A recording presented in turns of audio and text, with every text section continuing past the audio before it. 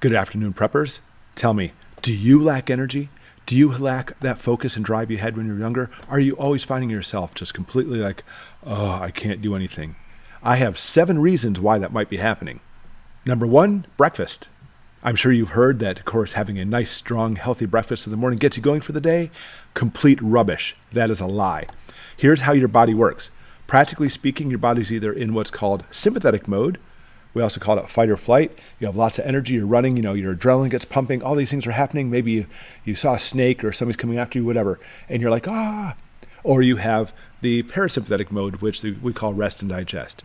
This is the mode where you just have that giant dinner. By the way, now I'm getting sleepy. So picture this, you wake up in the morning, first thing that happens is, oh cool, I woke up, I'm ready to go. Then you eat breakfast. Anytime you eat, it shifts you into that parasympathetic mode. That's what eating does. It's rest and digest your food. By the way, FYI, that's why on Thanksgiving people get tired. It's not the tryptophan in the turkey that makes people tired. Does tryptophan make you tired? Sure. But it's so much food. You eat so much food, you're forced to go into parasympathetic, rest and digest, and now you just want to take a nap. I'll prove it to you. Chicken has tryptophan too. Do you want to take a nap after chicken? Only if you eat a lot of chicken. So my suggestion to you is skip breakfast. Completely skip it. You may be hungry for a little bit. I find that most people, especially who actually do 1 meal a day or fasting, can actually go easily till lunch or even after without eating anything, and you'll have so much energy if you just skip breakfast. Number 2, vitamins. Every one of our cells is simply incredible. There are over 1,300 chemical reactions that take place in each cell, and they actually occur 10 billion times a second per cell. And practically speaking, most of those chemical reactions require vitamins or trace minerals or elements to make it happen. And sometimes those elements and minerals and everything that we have will naturally be depleted, like in your urine and such. We have to get them back in. So your diet, your food, is how you actually usually replace all those different things you need to carry out your chemical reactions. Simply put, if you don't have those specific elements or minerals in there, the reactions won't occur. I mean, sometimes in our cells we have backup reactions, that's cool, but not always. And so if you're not taking vitamins regularly, then you're not going to actually have the energy. So why can't we get it in food?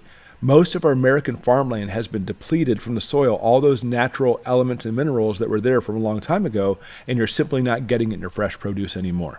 So take vitamins, find some vitamins, take them regularly, and it's going to help you get your energy back.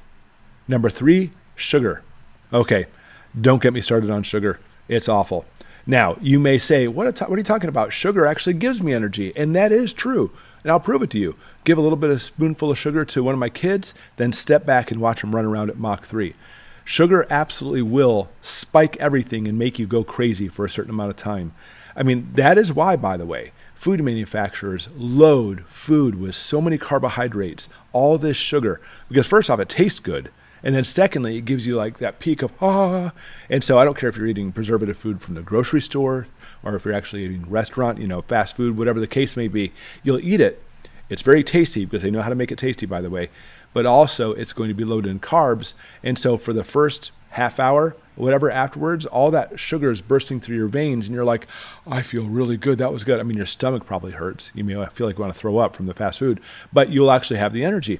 But what goes up will come down, and I'll show that with my kids too. Give them the sugar, they'll run around, then down they go. And the same thing happens to us as adults, but you know what? We have to work. We have things we have to get done. So you eat that nasty, horrible, sugar-laden food, it gives you that spike of, but then as you crash back down 2 hours later, you're like, I'm getting kind of tired, I'm getting kind of hungry, so you start eating more carbohydrate food.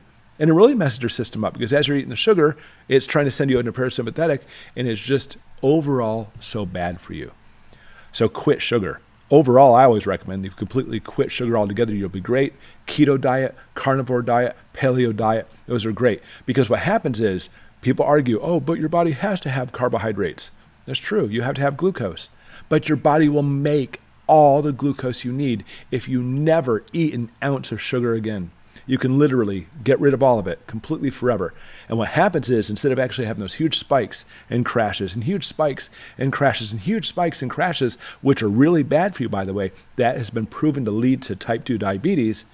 Instead, you'll actually have an even keel haul of your body producing all the glucose you need, and you'll no longer have the spikes. And after you get past about a week of getting on those diets, then you'll be amazed at how much energy you have, because finally your body's back into the system, into the rhythm it's supposed to have. So get rid of that sugar and do it now.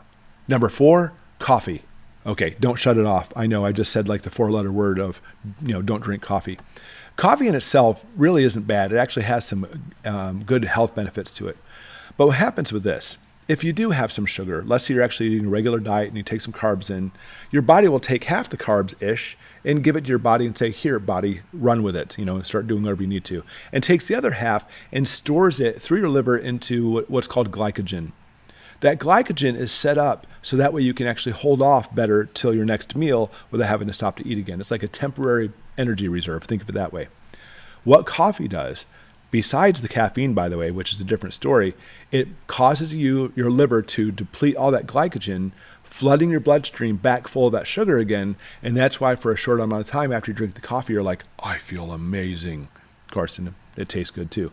So what goes up must come down. You'll drink the coffee.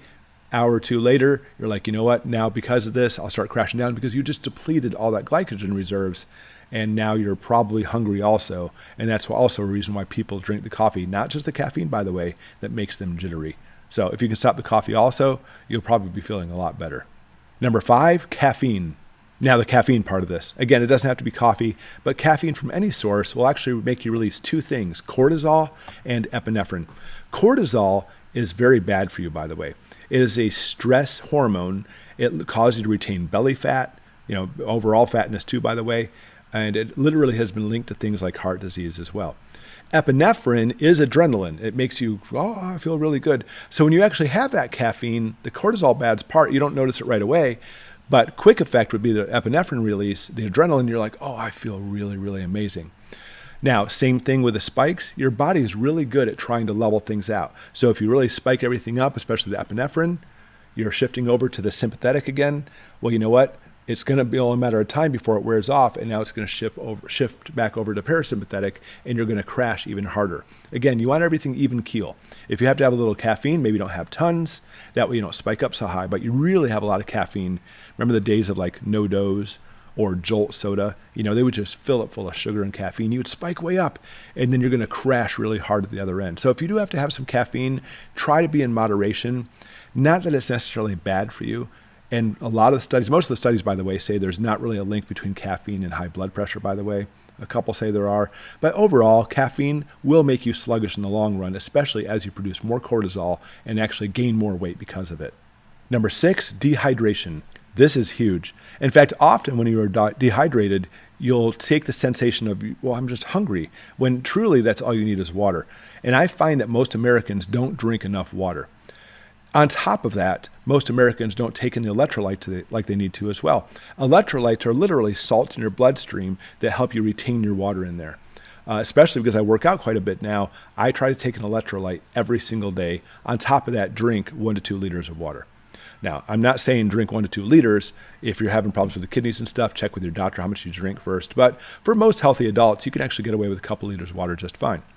Now, why is water so important? Remember, I told you there's over 1,300 different chemical reactions that take place in your cells, and many of those reactions undergo what's called hydrolysis. Hydrolysis. Hydro means water, lyse means it breaks things up. So to actually break apart specific molecules inside your cells, you must add water to make that happen. And if you don't have that water there, you can't undergo hydrolysis. You can't even break down some of the simplest things like proteins, and therefore you can't actually have the metabolism and the energy you need because of that. So you have to stay well hydrated, and again, it's one of those things that's actually going to help you wake up. Number 7, exercise. You need to exercise to have energy. And I know that sounds counterintuitive, because maybe you've actually tried to exercise before, and like the first time you exercise, you're like, I feel really good. Then day 2, you're like, forget it. I feel so exhausted, I can't exercise. Here's why. Inside your cells, the actual energy production units in your cells are called mitochondria. The mitochondria are responsible for producing the energy of your cells, or what's called ATP. Don't worry about any of that. But basically, think of it this way. Your mitochondria is what gives you your energy. If you sit on the couch all day long, that's your profession. You're a professional couch sitter. I just sit there all day long watching TV. Your body knows you don't need a whole lot of energy. So let's say your cells only have 5 mitochondria each. Why make more? Your body's like this, by the way. If you don't need them, your body's not going to make them, or actually will reabsorb them too. So if you were working out, then you stop after like a month, your mitochondria levels will go down. But if you're sitting on the couch, well, you know what? I only have 5 mitochondria. I'm happy with that because I have reruns. I can do whatever I want to and eat popcorn all day. But you're like, no, I probably should start working out. You do have some backup energy reserves just in case you need to run. Remember that sympathetic again? If you need to run, fight or flight and get away, you do have some extra energy reserve. So you know what? I'm going to start jogging, which, by the way, is one of the worst things you can do as far as like being healthy. It releases cortisol, which again is bad for your heart and stuff. Swimming and walking, really good. Other things too, bicycling, really good. But jogging, even though I love it, is not your best thing. All right, so you decide, I'm going to go jogging. That first day jogging, you're like, you get your heart going, you feel alive, cortisol is being released, which harms you in the long run, but you're like, I feel really good. And you actually had the energy to make that jogging happen, for example. The next day, however, you used up all your energy yesterday really shooting for that jogging. And how long does it take you to make more? A long time, because you only have 5 mitochondria. So what you do is you set yourself on an exercise plan. Maybe every other day you start exercising, maybe a little bit more and more. Your body realizes this, your cells realize this and say, oh, I need more energy. So you'll actually start making more mitochondria. You had 5, after a day or two, now you have 6, a couple more days of exercise, 7, a few more days of exercise, 8. And so what happens is, as you actually make more and more mitochondria to compensate, to make it so you have that energy, you'll burn more of your sugars, even the ones you're making yourself, even if you go keto, for example, and therefore you'll actually have a much stabler blood sugar levels, and you'll actually have more energy because your body is utilizing it more efficiently. And I'm sure you've had this before. I mean, all of us were young at one time and actually had energy. And you're like, I remember when I was a teenager, I could walk for miles and miles, up hills both ways to school, etc. And we had all the energy because we were always exercising. We didn't have cars to drive us around everywhere back then. I had my BMX bike all the time, and I used to run all the time. I loved it. I had so much energy. But then I go to a life of maybe I sit at a desk behind a computer or at a cubicle. Your mitochondria start disappearing. I don't really do anything anymore. Just take more coffee breaks. Your mitochondria disappear more, and you're not going to make the energy.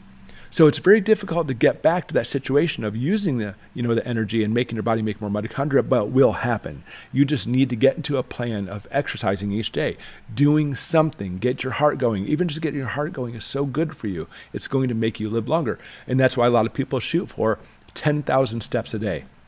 If you can simply just get going with that and push yourself to continue after that, you'll find you'll have far more energy. But the reason you feel tired and sluggish on the couch all day is because you don't have the mitochondria, which makes you feel tired and sit on the couch all day. So the reason you feel sluggish and are tired is because you're not getting your exercise. It's hard to get up there, but if you can get your exercise going again, you will feel so much better. So there you go. 7 things, everybody. 7 things to try to have more energy and get going. This is so important in case crap hits the fan, just to be healthier for you and your family, just simply be able to do things that you wanted to do before. So go through these 7 things, really try to work it out, and I'm sure you'll start getting energy right away. What would you add to the list? Because maybe you have something I didn't think of. Thank you for watching.